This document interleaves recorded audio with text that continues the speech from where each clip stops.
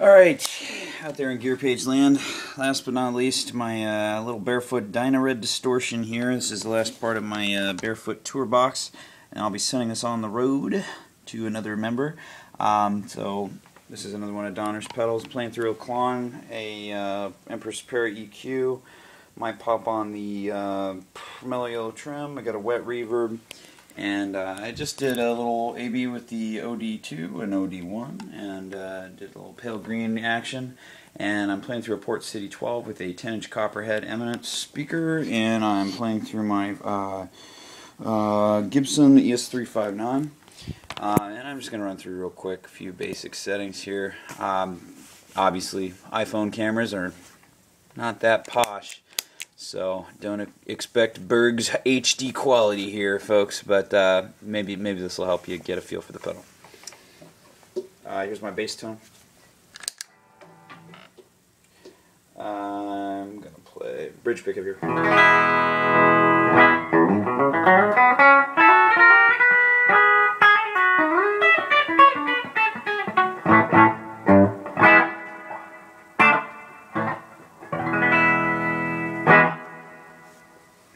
So no pedal, pedal.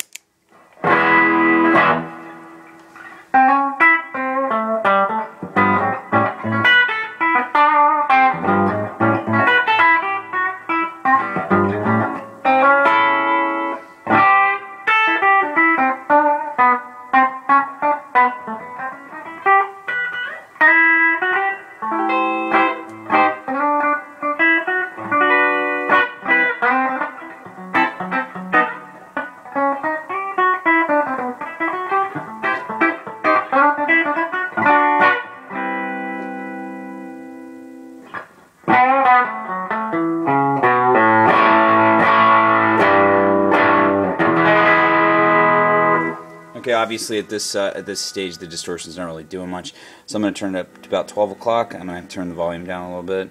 So I guess it's just a fundamental difference in terms of the clipping versus the overdrives that I just went over. So I guess just an architectural difference. The guts on these pedals don't look that different. I mean, I popped them open. I always love to see what they look like. They're beautiful inside, but this looks like it might even be like, I don't know, is it the same board as the OD1 and OD2 with just a couple different components? Looks like it's got some LEDs in there that aren't in the overdrives, but I don't know. Different sound. Okay, so no pedal. Pedal.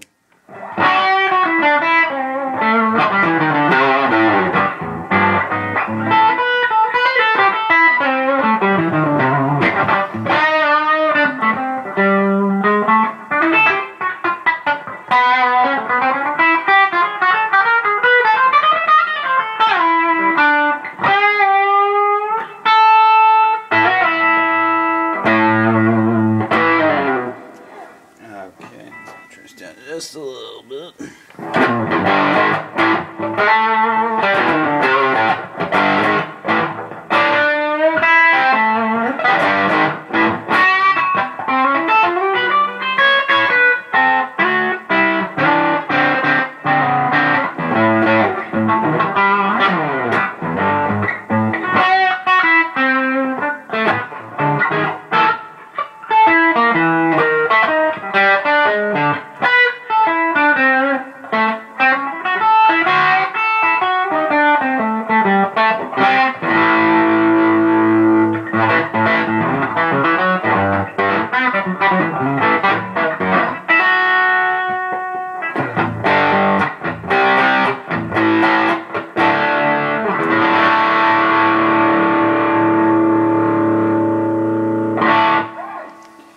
It's a pretty tight distortion, man. I mean, it's kind of like, I don't know. So I'm going to crank the drive up a little bit more, back off on the volume so I don't wake up my wife. Okay, so no pedal. Pedal. Wow, that is saturated.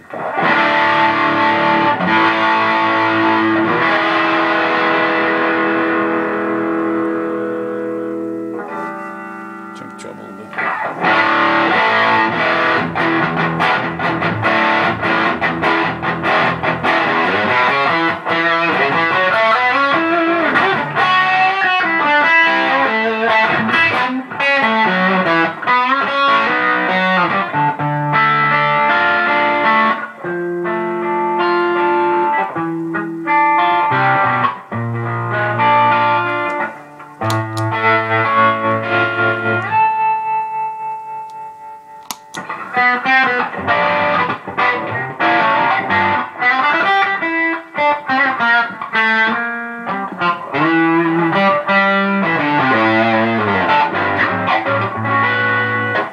Yeah, I mean, at this point, this is already a little over the top for me. I mean, it's definitely a cool sound.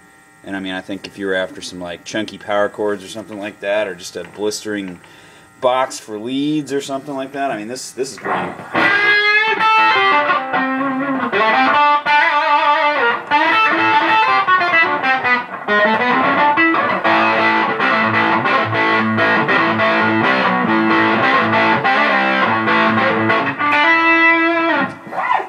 But I'm a jazz player, so the fact that that's coaxing that kind of stuff out of me again is kind of cool.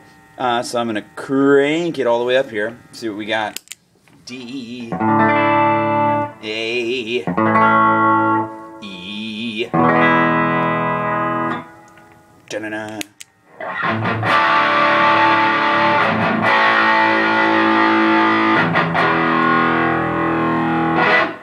Oh, my inner punk rocker can't get away from these big chunky chords.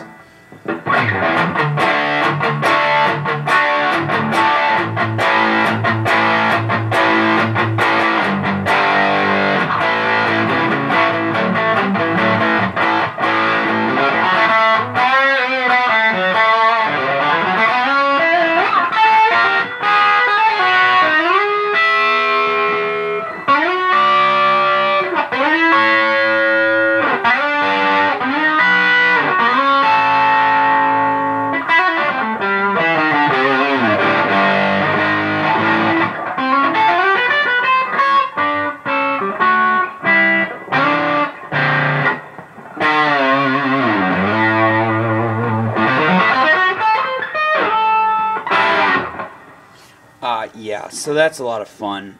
I don't think I could really use this, you know, with the stuff I play, because again, here we go, ready?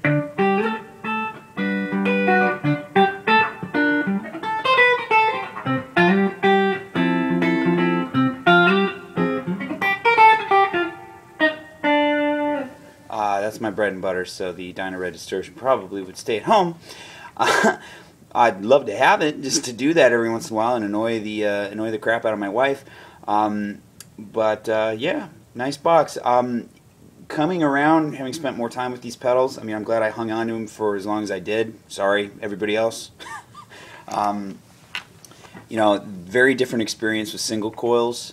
I still think out of the bunch, the OD1 is the standout for me, just in terms of personality. I think I could cover a lot of ground with that pedal.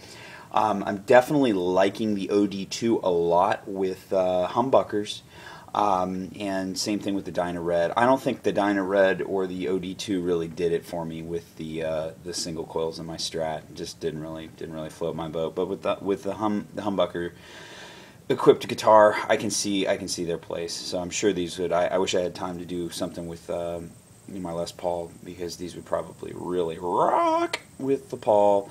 And the pale green compressors, cool. You know, pretty darn subtle, but pretty cool.